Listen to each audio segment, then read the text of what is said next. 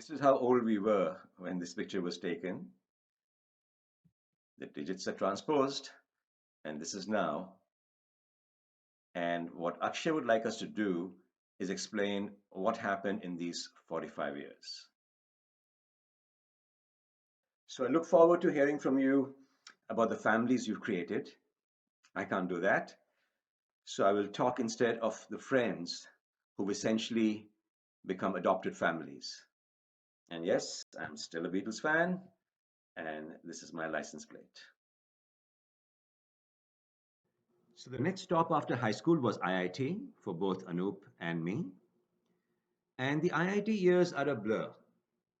I did not grow very much there as a person. I didn't change the way I looked at things.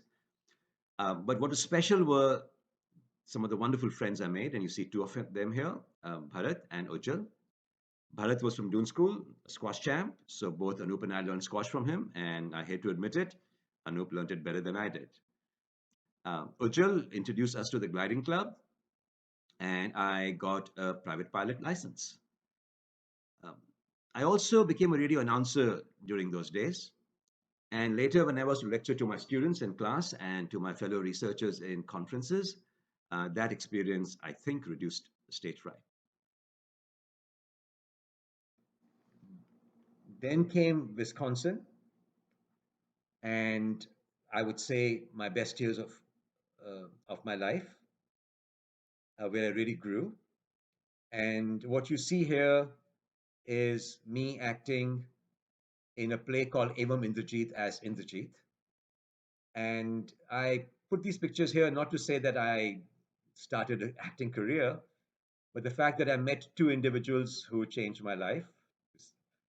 This is a Pakistani guy whose name I think was Alam. And at that time, early 80s, Pakistan dominated in squash. And I actually beat him in squash. So that gave me a lot of confidence and encouragement to play squash. And we had a doubles court in Madison, and Wiggy became my doubles partner.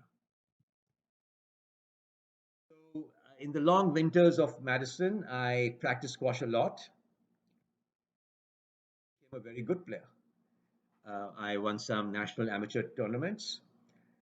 I even played with internationally ranked professionals and took them to tiebreakers. I couldn't quite get a game of them, but that was pretty good. And when I was in India, I would, in the hot summers, read a lot of books about people who did things. And now that I was in America, I stopped reading fiction and started doing some of the things I read about. So I learned skating, ice dancing, some skiing, sailing, some canoeing. I rebuilt my interest in swimming and badminton. So all these activities together, I believe, these hobbies, helped me become a far more confident person. So it was not all fun and games in Madison, of course. That's where I learned to do research, and these are two of my office mates. Um, Carolyn's boyfriend was in the Peace Corps in Korea at that time, so I was typically her companion in her explorations of Madison and learned to see the world through her eyes. And Dan often joined us and became a very good friend. This is Greg Fisher, another office mate.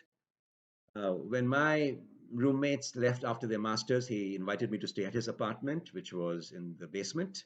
It was called the Pits, and that's where I enjoyed a large fraction of my PhD years. I got to know Greg and his girlfriend at that time, and now wife Mary Beth, very well. And one of my most memorable events is attending their wedding in Appleton, Wisconsin. Anoop went to TIFR Bombay for his industrial training during IIT's last year.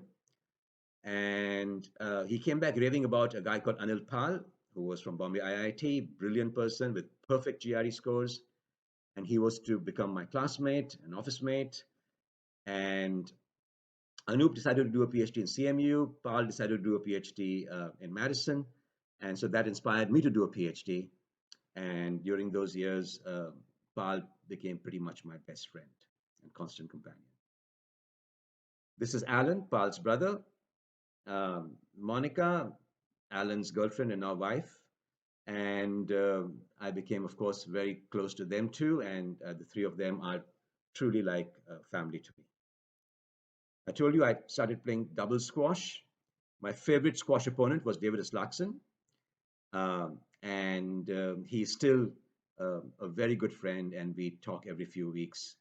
He lives a few hundred miles away from Madison now, but still in Wisconsin. So, as a PhD student, I won a fellowship to live in a house that used to belong to the governor. It was beautiful, right next to the lake. I had 11 roommates from 9 different countries, and that was a really, really important experience.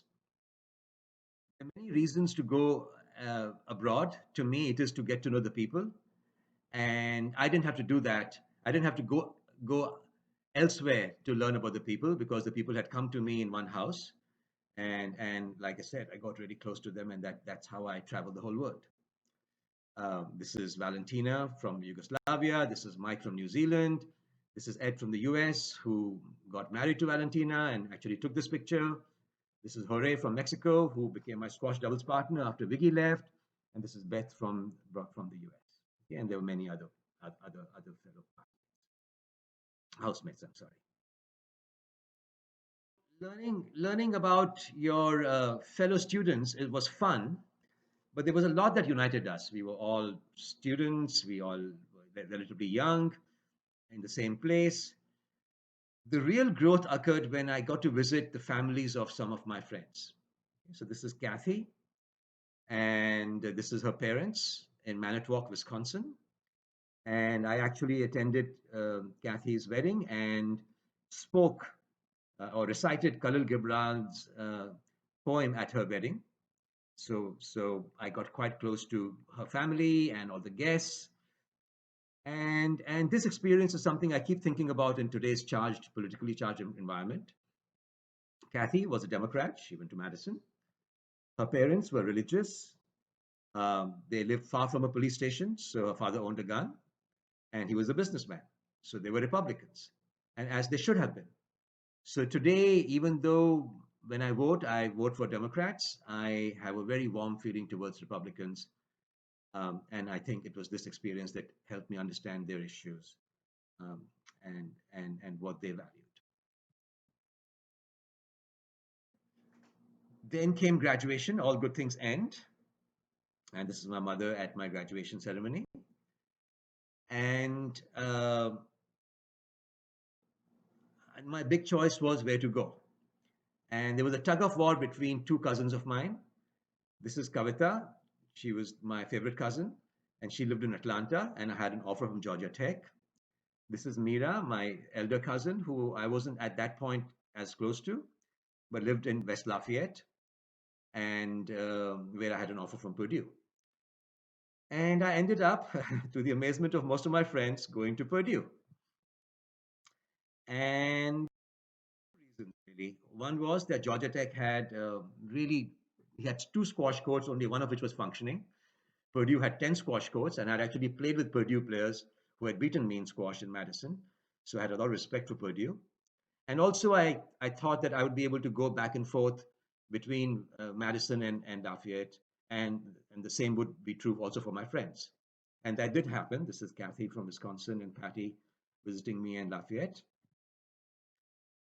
But they graduated and left, and my cousin Mira left for Hawaii. Soon afterwards, I left for Chapel Hill. This is Dinesh Manocha. His father was my favorite IIT professor. And after Dinesh graduated from IIT in 1987, Professor Manocha sent Dinesh to Purdue in the hope that I would look after him. And all these years, he's the one who's really looked after me. He was a professor at Chapel Hill, so I had a friend there when I joined. Um, Dinesh's two classmates were Sanjoy and Maya. Maya, in fact, was Dinesh's was a project partner. And later, both Sanjoy and Maya were to come to Chapel Hill and became very good friends. And after my mother and Mira, I think Maya is the one who has cooked the most meals for me. Unfortunately, neither Dinesh or Sanjoy or Maya are in Chapel Hill any longer. My squash community, and I want to single out this one person here, Christopher Giselle. I got to know him as a freshman. He became the squash captain. Now he's a grad student. And the issues a professor faces and a student faces are quite similar. And squash united us. So even though there was a 40-year difference between us, for the last 5 years, in many ways, he's been my best friend. And my mother was, when I told her about this meeting, said, and how I'd been meeting all my old friends. She said, "पुराने दोस्त उम्र की चादर उतार देते हैं."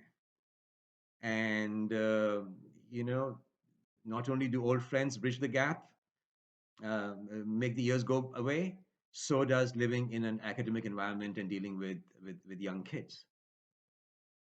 Um, Now, this is pandemic times. Fortunately, I live near nature.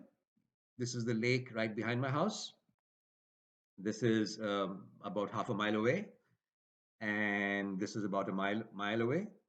So I've been able to take long walks, exploring nature during these past few months. And um, I realized that one of my new colleagues, Shomarjit, and his wife Shuparna, live within walking distance, and there's just goodness and helpfulness oozing from them. And every time a new delicacy arrives at my house from their house, my mother feels very comfortable knowing that I'm in good hands, and we become very, very close friends during this pandemic, and being able to see each other at socially safe distance.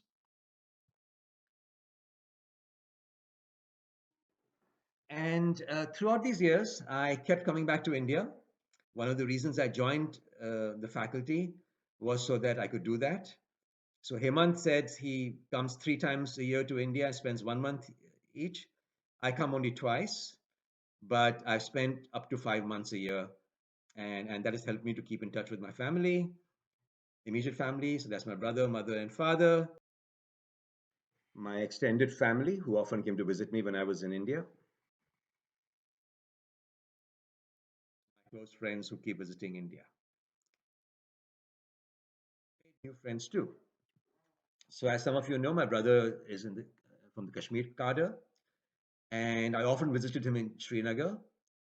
And this was the house I spent most of my evenings in, with Saba, Shiba, and Pamo or Shahala, who live in this house, and their mother Dilshad. And it was in Srinagar that in 2001 my father passed away. My mother was in Delhi. She didn't know about this. And if it wasn't for them to comfort us, I don't know how we would have dealt with the immediate aftermath. We came back to Delhi. I discovered, we all discovered Anamika, who actually was born after I left for the US, a couple of houses away. And today we talk about how there's two houses and one family. This is how close we became. My brother had to go back to Srinagar, and fortunately, Anamika and her sister both visited him during that period, and he doesn't know how he would have survived without them to cheer him up. And this is Siddharth, another dear friend I met through my brother, and he's somebody I always spend time with when I go there, and he's also like a brother. And this is of course Sabah, who I talked about in the earlier slide. So I've talked about some old friends, I've talked about some new friends, and whenever you do that, a debate that surfaces is, who are you closer to, your old friends or your new friends? And I think the debate is somewhat false. Friends are multidimensional. And also, if you were to put them in a straight line, the answer is old friends were also your recent friends. And the two heroes in my story, by that criteria, are Anoop and Naveen.